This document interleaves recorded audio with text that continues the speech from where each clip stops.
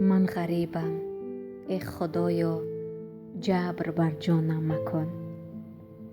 از فراق نزدیکانم دیده گریانم مکن. دست و پای سالمم ده تا که یابم رزق خود.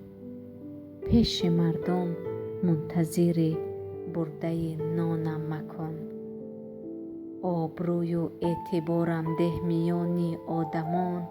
سرخم و بی قدر و قیمت پیش یارانم مکن. ناکسان از بی ایمانی قلب آدم بشکنند. پیش ناکس مظلوم و محتاج و نالانم مکن.